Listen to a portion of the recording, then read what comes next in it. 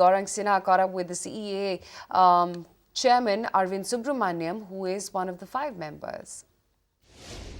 No, the mandate is much broader. I think first to review what's happened, and I think you should think about it more as how do we update the fiscal framework that we've had for the last 10-15 years. Right. And it's going to involve a lot of issues, so we have to see whether it's worked, not worked, to what extent, and how we have to change it going forward. And it will include taking account of India's changed situation. Right. It'll take account of what have we learned internationally from fiscal frameworks and fiscal rules. Right. And so it's going to touch upon a whole lot of issues, and not just confined to one narrow issue or the other. So on this as well, if you could just expand a little bit, we've had that long-term 3% fiscal deficit target for a long time. What's the thinking now? Is it that that has to be dynamic as far as the long-term targets are concerned as well? See, again, this is one amongst many issues. In the economic survey, we had actually spelt out, all the kinds of issues that will go into it. Right.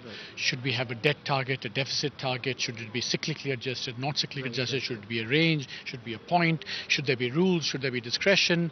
And so it's really, basically think of it as updating the framework itself. And I think so. It's a broader issue, and it's really part of our reform of fiscal governance. That's a much broader initiative. In terms of that, one of the crucial points in the terms of reference is essentially how you link this to credit growth and credit expansion or contraction as well. If you could just talk about that point, how would this linkage perhaps work?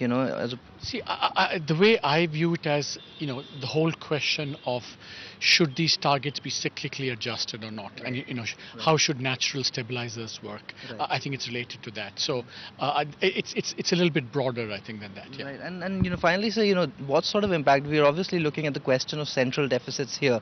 How do you see this impacting the overall GDP of the country with the state deficits coming in? How do you see these playing in? Is it time to perhaps review those state level frameworks as well?